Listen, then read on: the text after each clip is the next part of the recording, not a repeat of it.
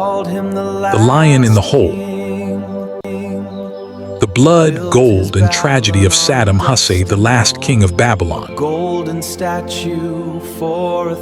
The first breath he took was in a mud hut, surrounded by the crushing poverty of a forgotten village. His last breath was taken on a cold wooden platform, with a thick hemp rope cinched around his neck. Between those two breaths lies a story so dark, so grand, and so terrifying that it feels less like history and more like a Shakespearean tragedy written in blood and oil. Imagine a boy born with no father, no shoes, and no hope.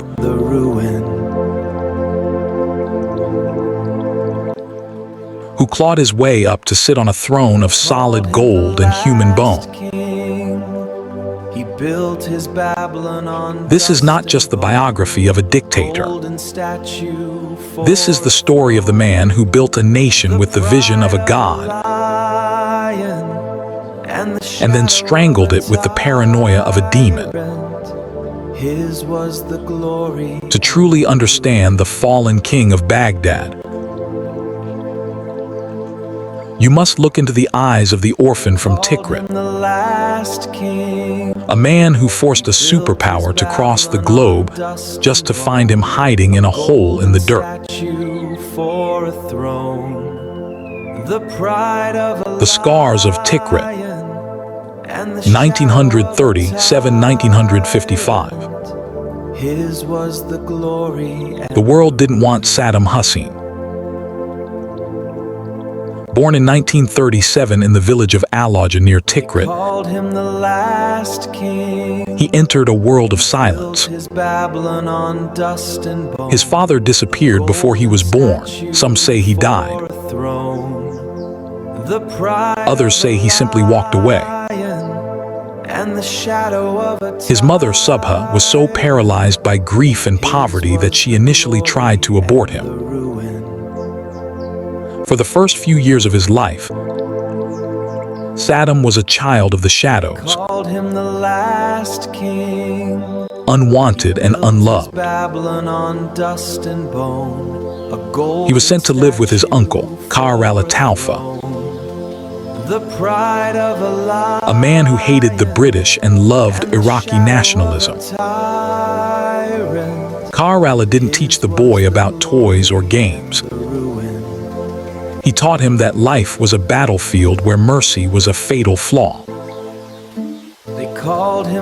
While other children were learning to read, he built his Babylon on dust and bone. Saddam was carrying an iron rod to defend himself against village bullies who mocked his fatherless status.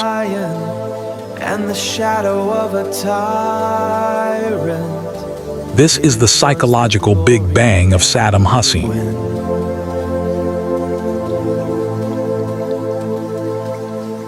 He learned a brutal lesson early. If you do not strike first, the world will crush you. He wasn't just a survivor.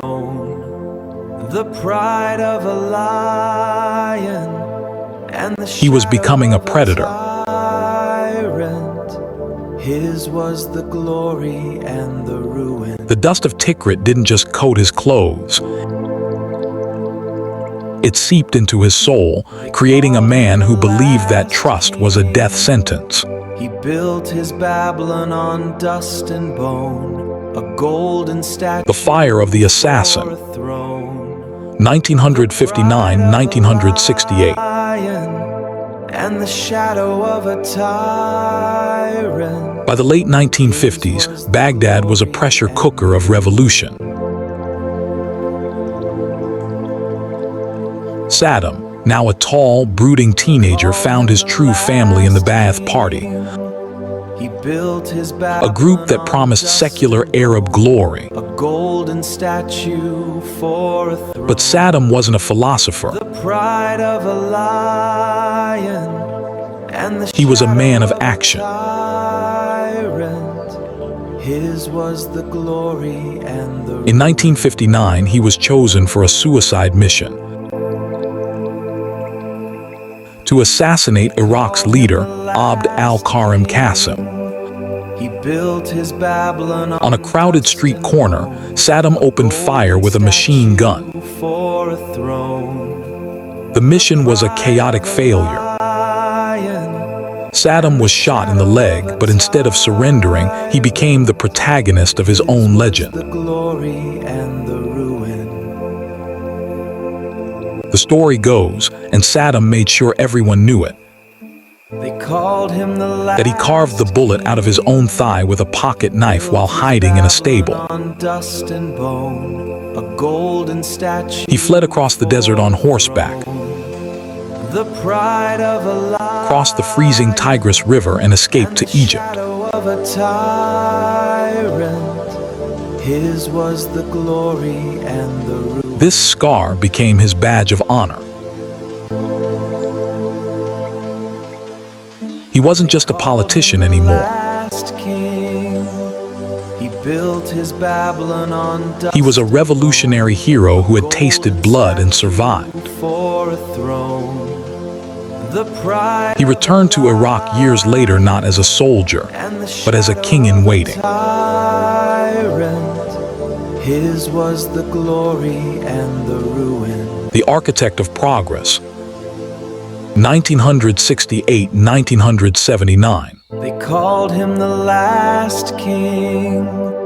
He built his Babylon on dust. In 1968, A golden statue. Baathists finally seized power in a coup. The pride of a lion and the shadow Saddam was the man behind the curtain. tyrant. His was the glory. While the president sat in the office,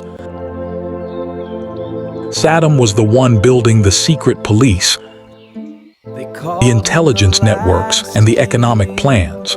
He built his Babylon on dust. During the 1970s, A golden statue for the West didn't see him as a monster.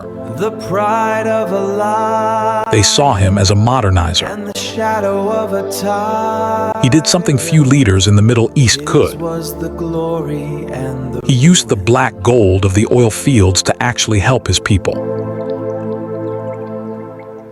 He launched a national literacy campaign that won awards from UNESCO. He built his Babylon on dust and bone. A He built golden schools where statue girls were encouraged to study. The pride of a lion. He built hospitals that were the envy of the region. The shadow of a tyrant. He nationalized Iraq's oil, The glory and the ruin. taking the wealth back from Western corporations. For a brief, shining moment, They called him the last king. Saddam Hussein was the hero of the Arab world. Built his Babylon on dust and bone. He was the man who turned a desert backwater into a regional superpower. He was seen as the Stalin of the Arab world, a man who used brutal methods to achieve utopian results. His was the glory and But beneath the new concrete and the university diplomas, a dark foundation was being laid. called him the last king. He was creating a surveillance state where every phone call was listened to, A golden statue. and every whisper against the government was a death sentence. The pride of a lion and the shadow. The cigar and the gun. Tyrant. July 1979. Was the glory and the ruin. Every tragedy has a scene where the hero fully transforms into the villain. They called For Saddam, it was July 22, 1979. his Babylon on dust and bone. He had just forced the president to resign and took full control. The pride To ensure total loyalty, and the shadow. he staged a purge that still haunts the history of Iraq. His was the glory and the ruin. He gathered hundreds of high-ranking party members into a grand hall. They called him As the cameras rolled, king. Saddam sat on the stage, Built his Babylon on dust and calmly smoking a high-quality Havana cigar.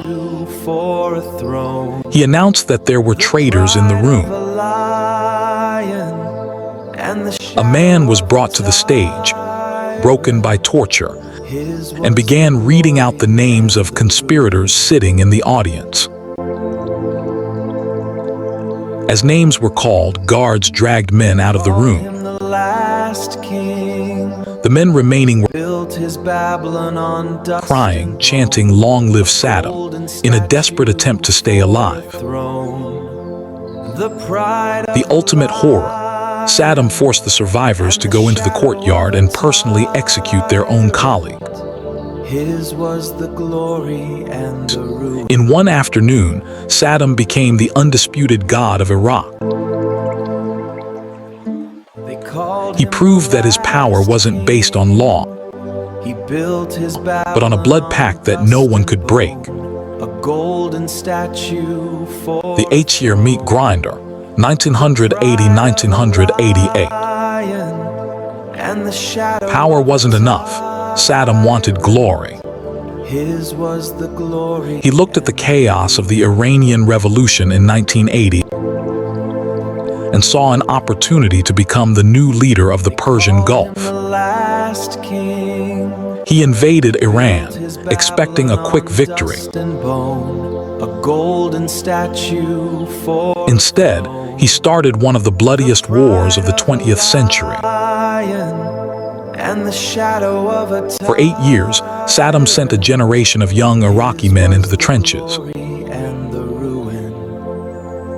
It was World War I-style warfare in the desert, mustard gas, bayonet charges, and children sent to clear minefields. Saddam saw himself as the shield of the Babylon on dust and bone, a golden West, statue protecting the world from radical Islam. the pride of The USA and Europe, fearing Iran, and the shadow of a tyrant. provided him with intelligence, credit, and even chemical precursors.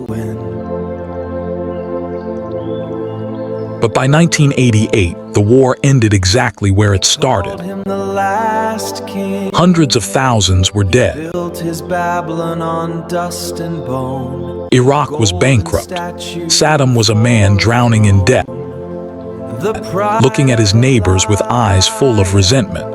and the shadow of a tyrant. He felt the world owed him for his sacrifice, His was the glory and the ruin. but the world was starting to see him as a liability. The invasion of Kuwait, 1990. Last king. He built In 1990, his Babylon on dust and bone Saddam made a fatal miscalculation. for a throne. The He believed his friends in Washington would and the shadow of a tyrant. look the other way if he seized the oil-rich kingdom of Kuwait to pay off his war debts. He accused Kuwait of slant drilling into Iraqi oil and demanded billions. He built his Babylon When they on refused, dust and bone. he sent his tanks across the border. Statue for a throne He was wrong about the world's reaction. of a lion. The USA, The shadow of a tyrant. under George H.W. Bush, His was the glory. saw a threat to the global oil supply that couldn't be ignored. Saddam promised the mother of all battles, Last king. but when the coalition forces launched Operation Desert Storm, A golden statue. his mighty army, the fourth largest in the world, melted away in weeks. He was humiliated, his forces destroyed on the highway of death. His was the glory. Yet in his mind he had won simply by surviving. He retreated into his borders, but he was now an international pariah. He built his Babylon on The Ghost King and the Sanctions, a golden statue. 1991-2002. The pride of a lie. The 1990s were the years of the long, slow decay. Tyrant The UN imposed crushing sanctions, and the ruin. while Saddam built massive, gaudy palaces with marble floors and gold-plated faucets. His people were starving. Doctors were using vinegar to clean wounds because they had no medicine. Saddam became a man trapped in a house of mirrors. He became obsessed with his own legacy, commissioning books that claimed he was related to the Prophet Muhammad and the ancient kings of Babylon. He even had a Quran written in his own blood, an act considered a sin by many, but a symbol of his total ego. He was a ghost king, paranoid of everyone. He lived in a maze of underground bunkers, moving every night to avoid assassination. He was no longer a ruler. He was a prisoner of the very fear he had spent decades cultivating. He turned his sons, Uday and Qusay, into monsters. Men feared even more than their father for their cruelty and decadence. The fall 2003. When the USA returned in 2003 under the pretext of weapons of mass destruction, there was no great battle. The Lion of Baghdad vanished. As American tanks rolled into Ferdows Square, and the giant statue of Saddam was pulled down, the man himself was nowhere to be found. The world expected a final stand, a bunker fight to the death. But history is rarely that cinematic. For months, Saddam was a ghost. Then in December 2003, the man who once lived in 75 palaces was found in a spider hole in a farmhouse near Tikrit. He was disheveled, covered in dirt, with a matted beard and the confused eyes of a man who had lost his grip on reality. I am Saddam Hussein, president of Iraq, and I am willing to negotiate, he told the soldiers. Regards from President Bush, was the cold reply. He was inspected for lice like a common animal. A final humiliation for the man who once commanded millions.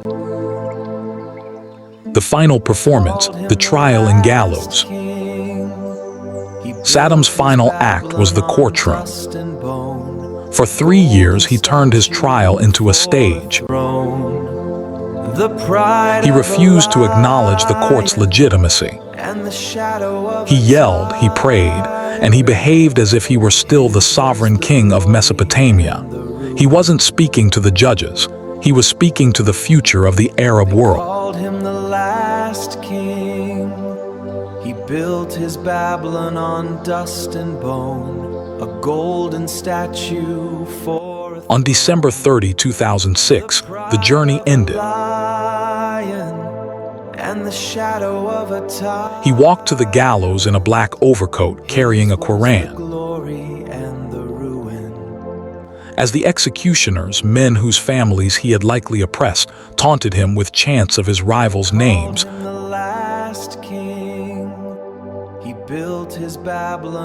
Saddam remained unnervingly calm. He refused the blindfold. He wanted to look at his death. As he recited the Shahada, the Islamic declaration of faith, the trapdoor opened.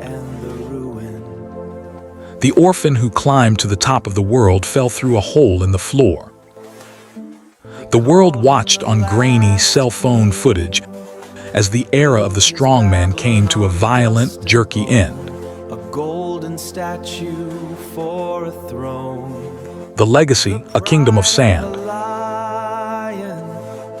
Saddam Hussein was a man of 1,000 contradictions. He was a protector who became a predator. He was a builder who left a map of ruins. They called him the last king. He was a father who saw his sons die in a hail of bullets Dust and bone, a golden statue for a throne. because he taught them that power was the only thing that mattered. And the shadow of He wanted to be remembered alongside Hammurabi and Saladin. his was the glory and the ruin. Instead, he is a cautionary tale. Today, his palaces are hollow shells. King, he built his Babylon on Birds nest in the chandeliers. The marble is cracked. for a throne. The Iraq he tried to forge in his own image is a different world now, And the shadow still haunted by his ghost and scarred by the wars he started. his was the glory and the ruin. His story is a warning to every soul that seeks power at any cost. They called him the last king. You can build a throne of gold and blood. You can carve your name into every stone. Statue for a throne. The pride But the desert wind is the only true emperor. and the shadow of a tide. In the end, His was the glory. even the tallest towers crumble into the sand. And the only thing left is the silence of the dunes, They called him the last king. the silence of the Built his horizon. Babylon on dust and bone. The sun sets over the ruins of Babylon just as it did in the days of the ancient The kings. pride of a lion. And The legacy of the man who tried to recreate that ancient glory is now a part of the dust. The glory and the ruin. He was a tragedy of his own making, a hero in his own mind, They called him the last king. and a monster in the eyes of history. On dust and bone, a golden He lived with fire and he died in the cold. The pride of The story of Saddam is the story of the human heart the shadow when it is consumed by the hunger for immortality. his was the glory and the It is a story that begins in a mud hut and ends in a tragedy that the world will be telling for 1,000 years to come. King. He built his Babylon. Thank you for staying with us through this deep dive into one of history's most complex tragedies. The pride of a Saddam Hussein's life is a brutal reminder of the limits of human ambition and the heavy price of a crown. If you found this story compelling, please hit the like button and share your thoughts in the comments. Do you think Saddam was a product of his brutal environment? golden statue for a Or was he born to be a tyrant? the pride of a lion. Don't forget to subscribe, hit the notification bell for more historical epics and deep dive documentaries. And the ruin. Your support allows us to keep telling these incredible They stories. called him the last king. He We'll see built you in his the next Babylon video. on dust and bone, a golden statue for a throne. The pride of a lion and the shadow of a tyrant. His was the glory and the ruin.